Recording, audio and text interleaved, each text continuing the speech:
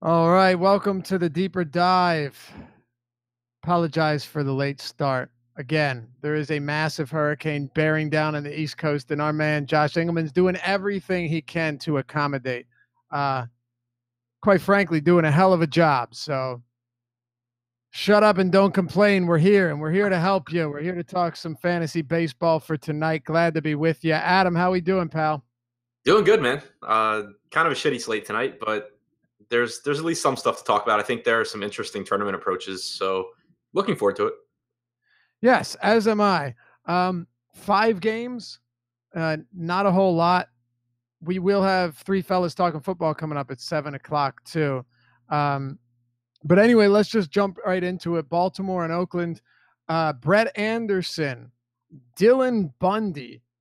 This is an interesting one because Bundy leads the league in home runs, but on a slate like this, I'm not necessarily opposed to considering him. And on the other hand, Brett Anderson faces a bad Baltimore team that allowed Daniel Mengden to no-hit them across 5 innings yesterday as a long relief guy. What do you got for me on this one?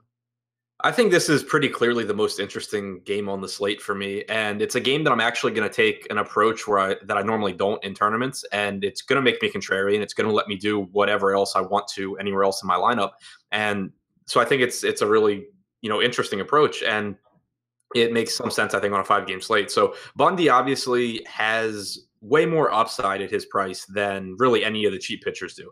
Brett Yep. Anderson has a better matchup than Bundy, no question.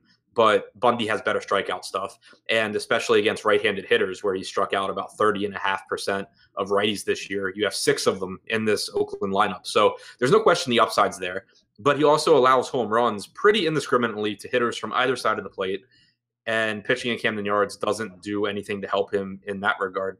So it's really a boom or bust spot. But his price tag is so cheap that if he can hypothetically, if he went out there, went 6 innings, struck out 6, 7 guys, gave up 2 or 3 solo home runs, he still has a good start and most likely the best start out of anyone in that price range. So what I've actually been doing with my tournament lineups is I have some Oakland stacks, in lineups where I don't have Bundy because he can get blown up and it is a bad Baltimore bullpen.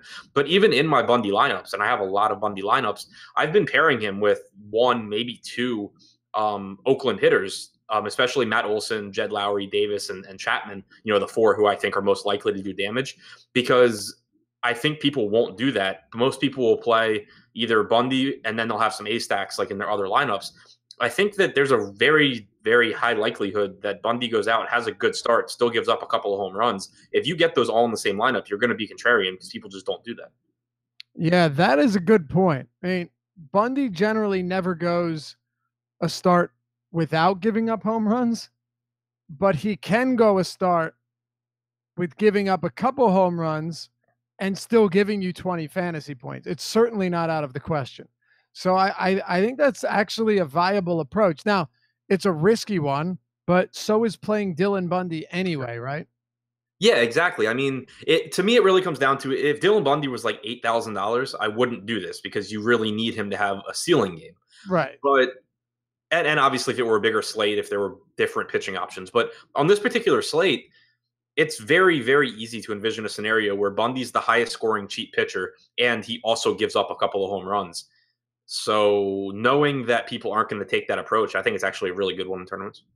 Yeah, so do I. Now, Now, not to mention the kind of, I guess the ideal situation would be Bundy goes 6 or 7 innings, doesn't give up anything, and then you get like a bullpen home run. I mean, that's obviously tough to ask for, but it's also a possible outcome. yeah, I think so. And another thing too is um, there's no doubt that, but well, I won't say there's no doubt. I'll ask you actually.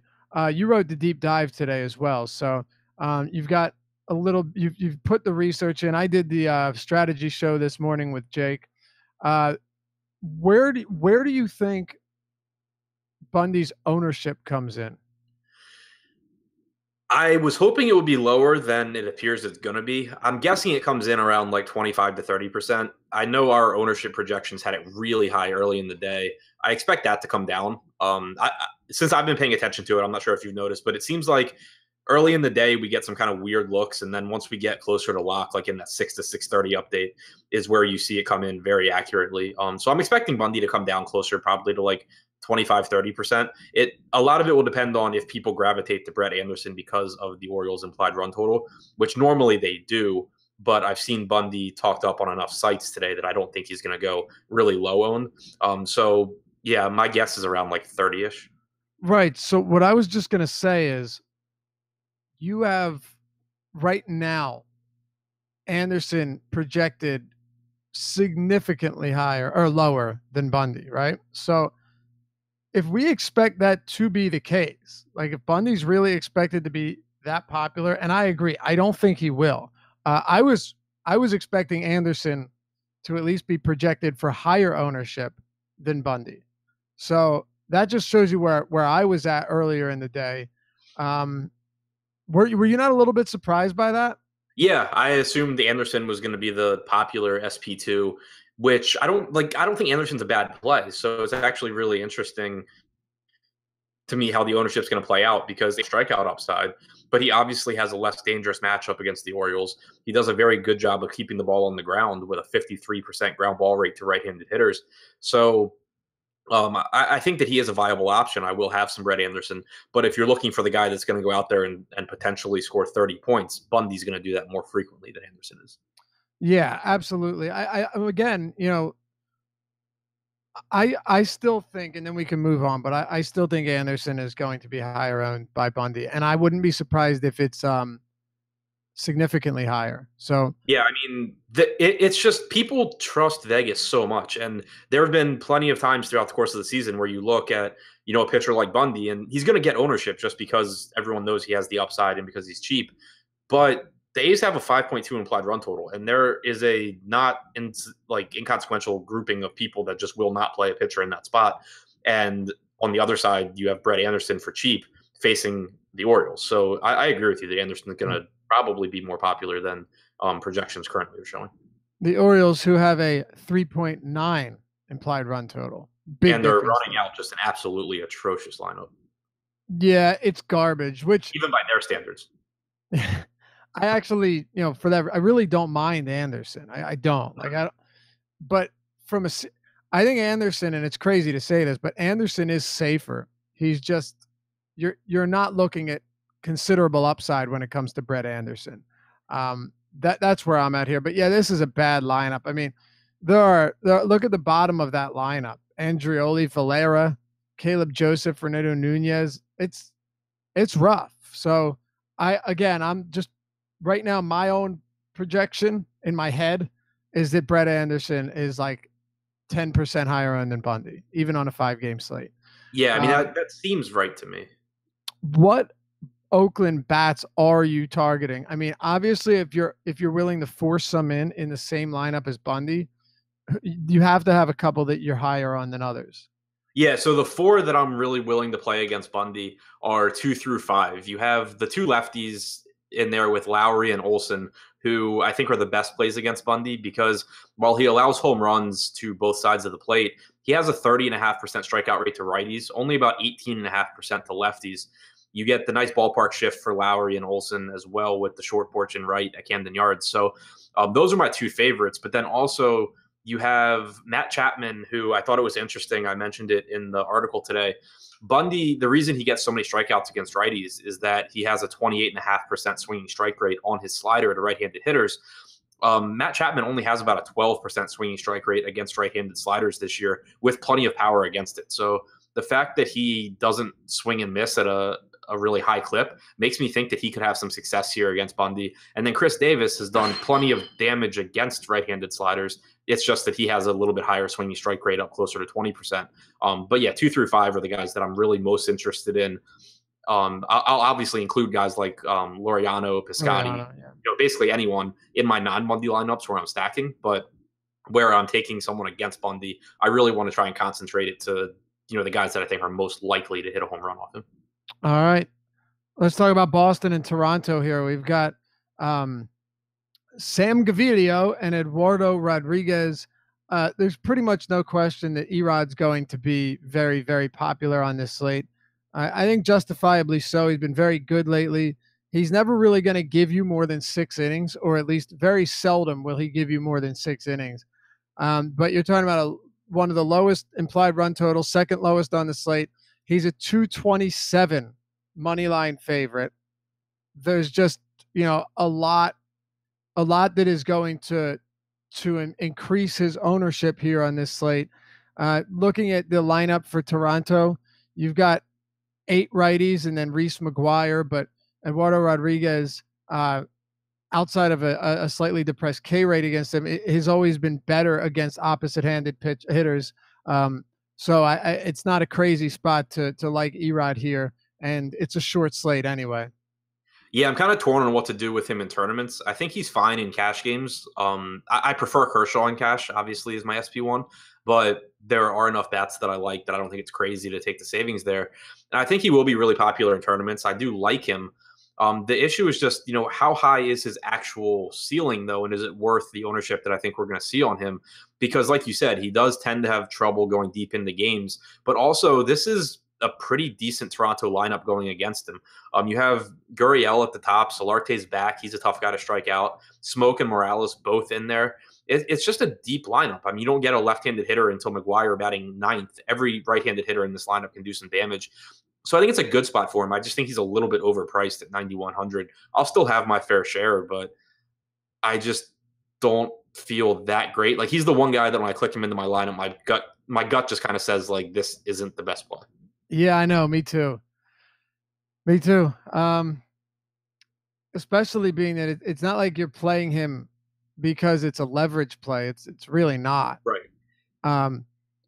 But when it comes to Eduardo Rodriguez, I mean, you're getting legitimately good production out of this guy. I mean, yeah, last start out against Houston, he struggled, but you're finally beginning to see a little bit higher of a ceiling.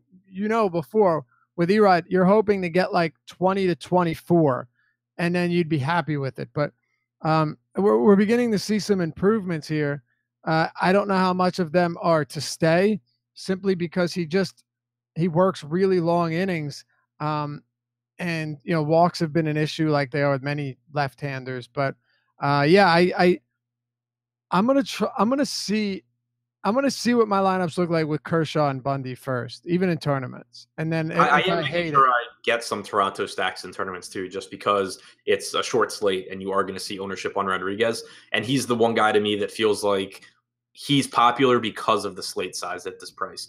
Dylan Bundy at 6,300 would have ownership kind of regardless of slate size because of his upside. Clayton Kershaw would have ownership regardless. Eduardo Rodriguez at 9,100 probably wouldn't, except for the fact that there's just not that many options here. So he's the guy that I'm really interested in making sure I force in some Toronto stacks just against, to leverage against him. Right. Now, Boston bats are facing Gaviglio. Should come as no surprise to anyone. They have the highest implied run total on this slate, as they generally do. They got shut down by Aaron Sanchez yesterday. Now they get Gaviglio, 5.5 run total. Again, 227 favorites here in Boston. Weather should be very much favoring the hitter. You got not very hot, right around 68 degrees, but also a ton of humidity, and we've seen what that's done in the Northeast recently. Are you prioritizing Boston bats? Because if you do, there's just simply no way that you're stacking this team and getting Clayton Kershaw into your lineup at the same time. Yeah, it's kind of tough to do because, like you said, they're so expensive, and there are cheaper high upside plays on this slate. We'll get to the Angels game later, where I think a lot of hitters are underpriced, especially in the outfield. Obviously, Oakland hitters are in a good spot as far as upside goes, at least.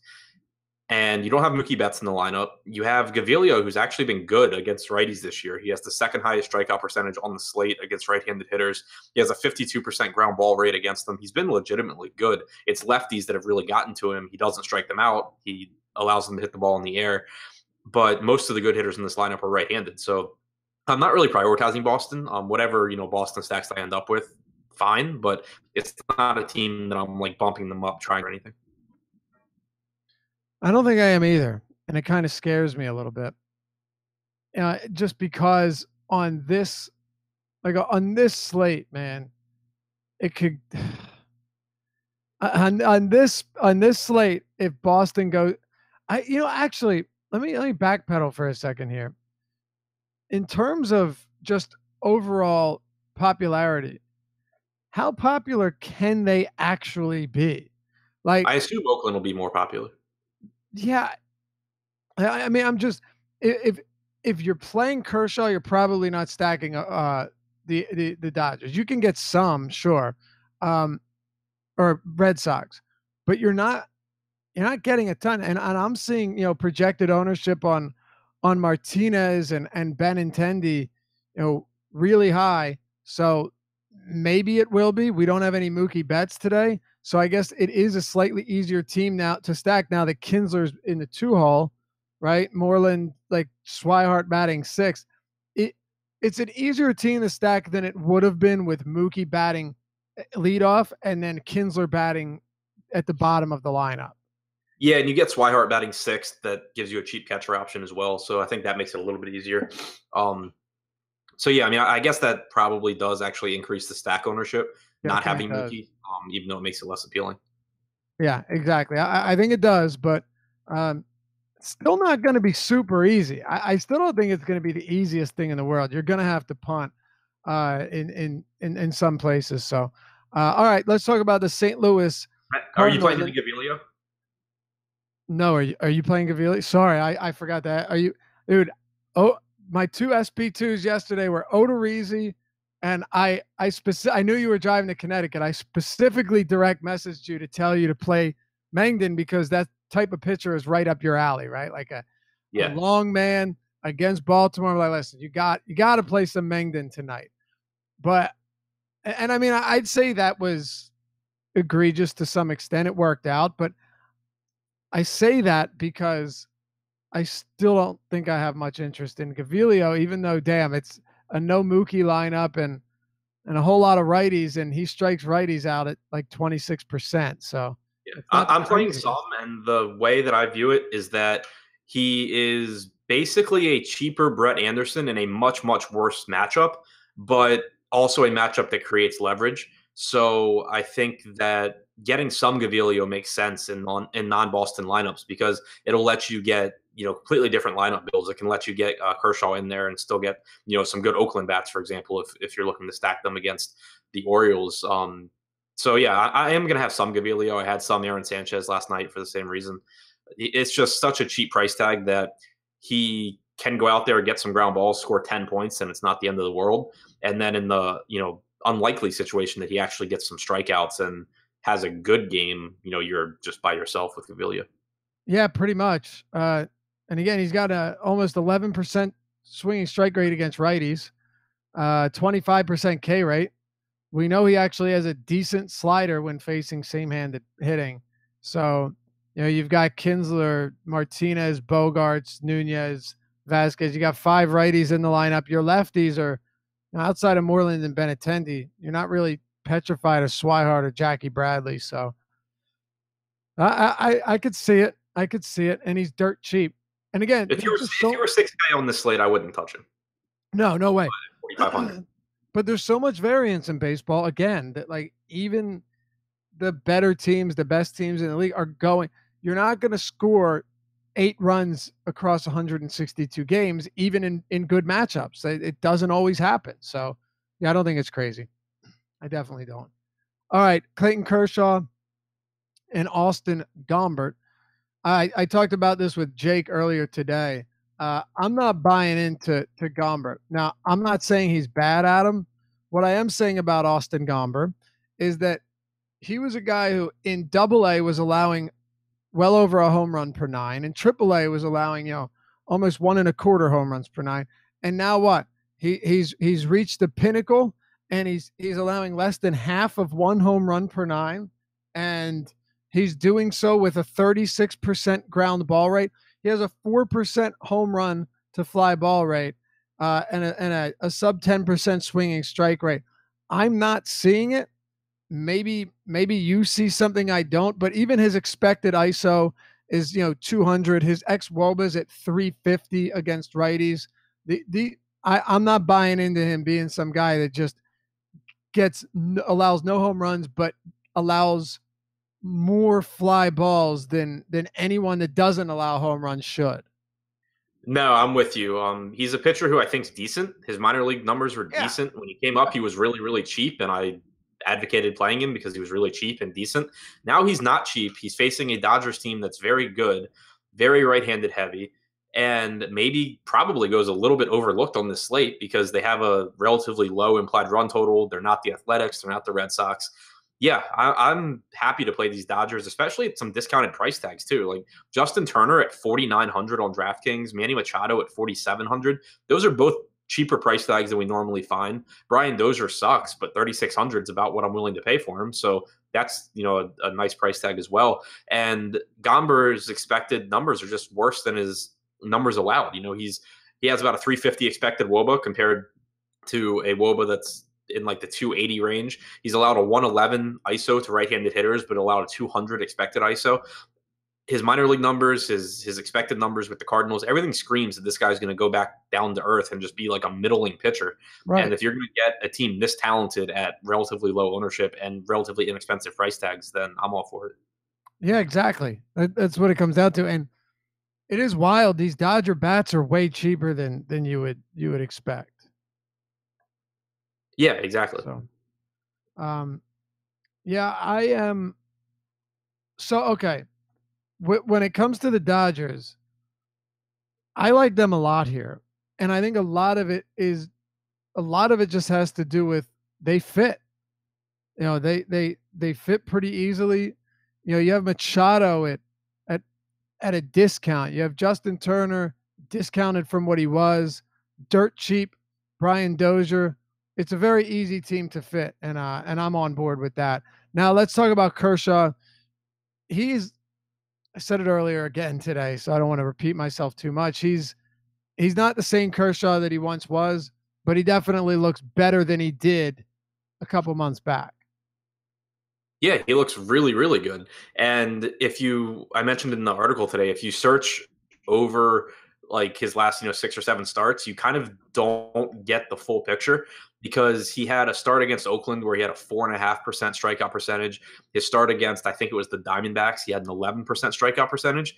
But in the other 6 starts over those last 8, he's had at least a 26.9% strikeout percentage, which is over 2 percentage points higher than his season average. His swinging strike stuff's been very good in the majority of his starts lately. He looks, much better in terms of strikeout upside, and he had been good all year long in preventing runs. So I think he's pretty clearly the number 1 pitcher on the slate if you can find a way to get him into your lineups.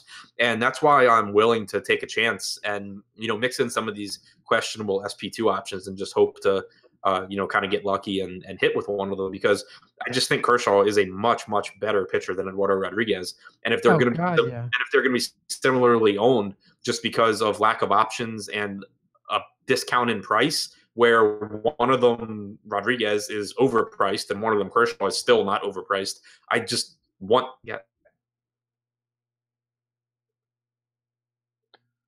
You with me, Adam? Yeah, can you hear me? Yeah, somehow you cut out on me for a second. All right. Another thing too is this season he's decreased his fastball usage, his 4-seamer usage, the lowest it's ever been, because he's a smart pitcher and he knows that it's not the pitch it once was, but then increases his slider usage to far higher than it's ever been. And it's working. Yeah, he's good as a pitcher. It's just we questioned his strikeout upside for a while, but we've even seen that come back. Right. But I mean, the fastball's not the same. So I like seeing that he's implementing the slider at a lot higher clip. I really like that. Yeah, anything else on this game? No. All right. Minnesota, Kansas City. We got 2 to go. Heath Fillmeyer. And is Steven Gonsalves still scheduled to start? Because I was seeing him everywhere but Gabriel Moya somewhere as well. So I just want to be sure. I'm pretty sure it's Gabriel Moya. Yeah, it looks like Moya. I'm guessing Gonsalves comes in relief. Okay, so like Moya's only going to come in. Yeah, I do want to just make sure though, because DraftKings always puts the starting pitcher. I tweeted at Fantasy Labs and asked because they were the only place that I originally saw with Moya as the pitcher, and they replied with a tweet from the Twins beat writer that had the 2 lineups and had Moya pitching. They were also wrong yesterday, though. They had Chris Bassett, and it was definitely Mengden, and we even heard that. Um, we even knew that was the case. So I'm going to go with MLB.com, which has Steven Gonsalves starting this game. Okay. Yeah, I mean, I don't think that it matters too much either way. Like, I think if Moya does start, it's just that Gonsalves comes in the second inning. All right. Well, what do you have on this one? Let's start with the beast of a right-hander, Heath Fillmyer. I kind of have interest in him as an SP2 also, not because he's Yeah. any good, but he does a decent job limiting damage, especially against lefties. And this is a really, really bad Minnesota lineup that they're running out. Obviously, it's not been a very good lineup for a while, but you don't even have Mitch Garver today. Logan Forsythe, Robbie Grossman, Jake Cave, Ahiri Adrianza is the middle of this lineup, and Phil Myers $4,900. I don't mind playing him. Yeah, it's not crazy at all. I mean, nothing's crazy on this slate, really. Also, Fillmyer has been really bad against righties, and I broke down his pitch mix. I think that'll start to balance out. I think it'll start to normalize a little bit because his slider actually hasn't been that bad. And like he actually uses it a lot against lefties with better results, which kind of doesn't make sense. But for the time being, he's facing 6 lefties tonight. So, if it holds up for another day, well, then it's actually not bad for Heath Fillmyer. The thing is, with Fillmyer, you're just hoping that he can get through 6 innings with a couple of strikeouts and not give up a bunch of runs, because there's no way this dude is going to go in and rack up a bunch of strikeouts. Yeah, exactly. It's basically a Brett Anderson or Sam Gaviglio in a better spot, much better spot than Gaviglio, and I guess pretty similar spot to Anderson. Do you have any interest in Minnesota bats on the other side? I think Polanco leading off is interesting just because shortstop's a really bad position. He's better from the left side. He's cheap. Eddie Rosario obviously is a pretty decent hitter. Logan Forsythe's cheap. So I don't really mind the top of the order there, but in general, I'm not that interested in the Twins. Yeah, they'd be more just like cap savers if I had to, if there are a couple of cheap guys, but it's not a very good lineup. It really is. You might be able to get the Twins with Kershaw and Rodriguez, which would be appealing. Right. Yeah, you might be able to. I still think that might even be tough. So I mean, with Kershaw and Rodriguez on DraftKings, you have 3,600 per player remaining. I guess even Jake K's like 3,900. I don't even think you can make that work. So, well, that'll be tough. I'm not even trying Kershaw Rodriguez lineups, to be honest with you. I don't think it's worth it for me with the way I'm trying to build lineups tonight. I probably have a lot more Kershaw than Rodriguez, and then just punt my SP2, like, which is where. If you do it, I think you're better off doing it with the Royals anyway, who are actually cheaper. Oh yeah, well, I think I DM'd you last night. This Royals team has been really good to me lately, and they've been doing it by scoring like 3 runs a game. And what I mean by that is when you have Whit Merrifield and Adalberto Mondesi and Alex Gordon, yes, Alex Gordon too, stealing bases every time they get an opportunity. I mean, Whit Merrifield has 35 stolen bases. He's second in Major League Baseball. Like Mondesi has stolen 22 bases, and he's seen 200 at bats. Like these guys, even if they're not mounting a ton of runs, have so much upside on the base paths that I'm definitely not opposed to them whatsoever. And you're also talking about a guy in Gonsalves who's a pretty tall pitcher that I don't think. Do you have his stolen base numbers from the minors pulled up by any chance, or do you know them? I'm not sure. No, neither do I. Was curious, but yeah, you have to love the base stealing upside from these guys. Yeah, and the fact that Gonsalves puts a ton of runners on base. I mean, he's got a 19% walk percentage in his major league starts. He was at about 13% in the minors this year. He has some strikeout potential, but he more than likely is going to just put guys on base. Yeah, he has strikeout potential. We just haven't seen any of it yet. Yeah, exactly. I don't think he's a crazy SP2 either on the slate for what it's worth. I do. I don't think he's ready for the major. I don't think he's ready, dude. I mean, I don't know. He was good enough in the minors. Like he has a really, really low floor, obviously, but I still think that every projection system, everything like still points to him being underpriced in this matchup. It's just that you're taking on a ton of risk because he's so volatile. Yeah. Yeah. He 1 1/3, -4, 5 innings, .7, 3 1/3, -3.8, 2 1/3, -7.6 against this Kansas City team. I mean, I hear you, but I don't know. I don't think the young fella's ready quite yet. We'll see. Maybe today he'll finally arrive. I Or mean, I don't. Yeah, I don't think he's good either. I'm just saying, like, it's if you're willing to play Gavilio against the Red Sox, like I am, I'm also willing to play Gonsalves against the Royals. all right. I'm willing to play Gavilio, but not Gonsalves. Um, because I just don't think like this guy has the stuff at this level yet. And Gavilio has proven that he's at least not utter dog shit half of the time. Um, who are your Kansas City bats that you like in this game?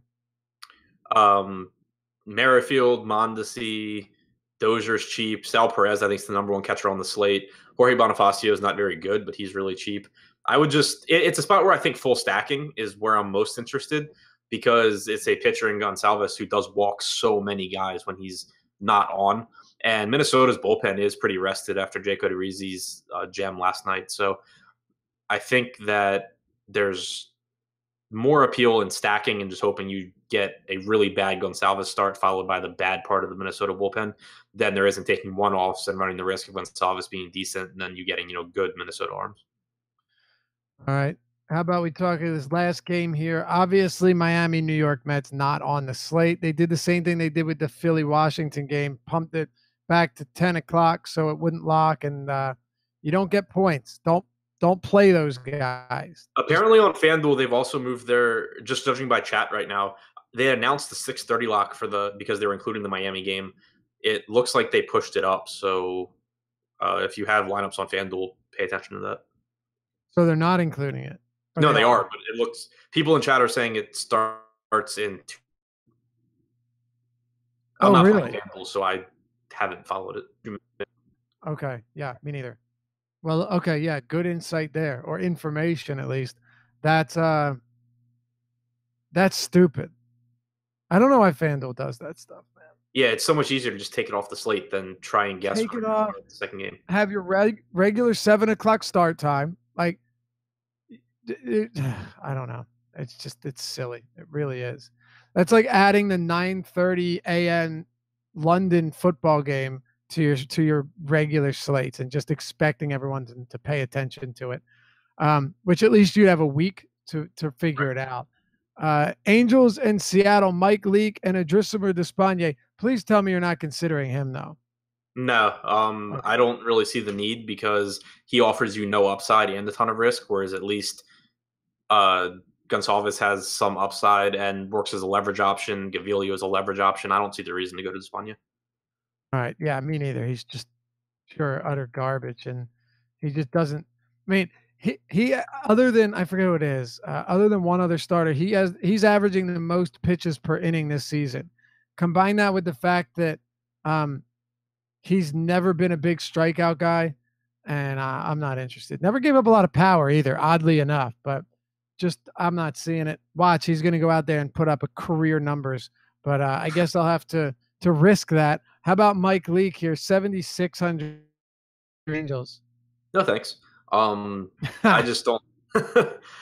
I mean, it's Mike Leake. You know what you're going to get. The guy's going to go out there. He's probably going to be pretty efficient. He's probably going to be pretty good at preventing runs, but he's also probably not going to strike out a lot of guys.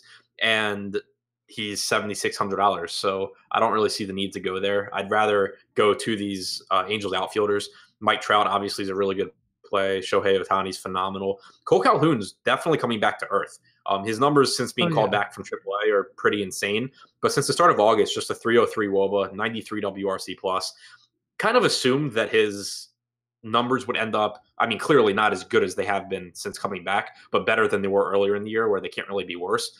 His price tag's still cheap enough, though, that I think he's very much a viable option. I mean, even if he's a slightly above average hitter, $3,700 on this slate is perfectly fine. Justin Upton's cheap as well. So where I do think Leake's a decent pitcher, I think the Angels are cheap enough that I still will have some pretty decent exposure. Yeah, I'm gonna have some Angels.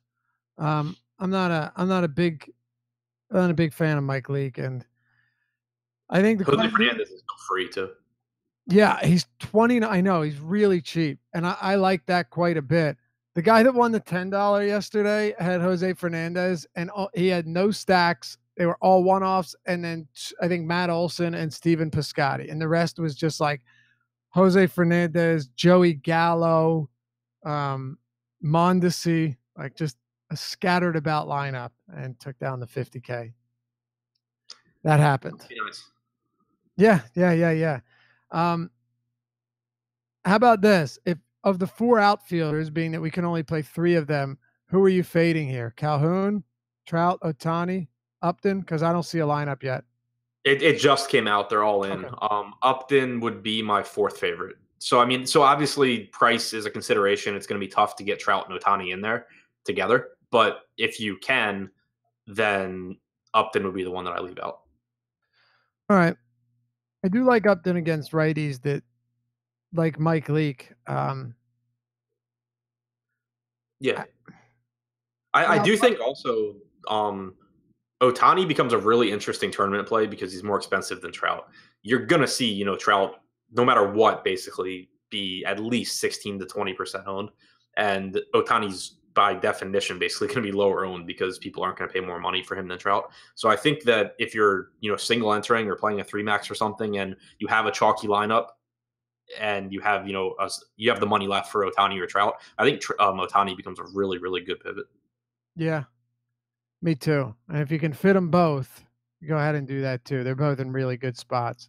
Are you looking at any Seattle bats against Despaigne?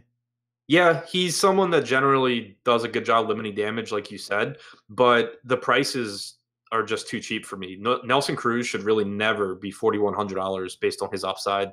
Yeah. Mitch Haniger at 4,200 is too cheap. Ryan Healy, even at 3,600, has monster upside. He doesn't come through that often, but he has the kind of power to win you a slate at $3,600 and little ownership. So, yeah, I am actually really interested in Seattle here.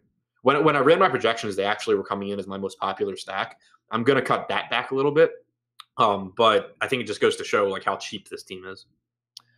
I also don't know how many pitches Despaigne is going to throw. I mean, he threw 86 on the 27th of August, but then the last appearance he's made was the 2nd of September, and he threw 23 pitches.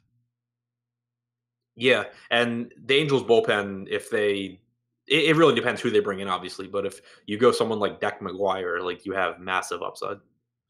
Deck McGuire, yeah, he's even started some games. The last Orioles game I went to, McGuire started actually against them. It'd have been a real fun game to be at. I felt like I was watching a high school game. Yeah. And Despaigne, it's not like he was in the minors, right? Like he literally just hasn't pitched in almost 2 weeks.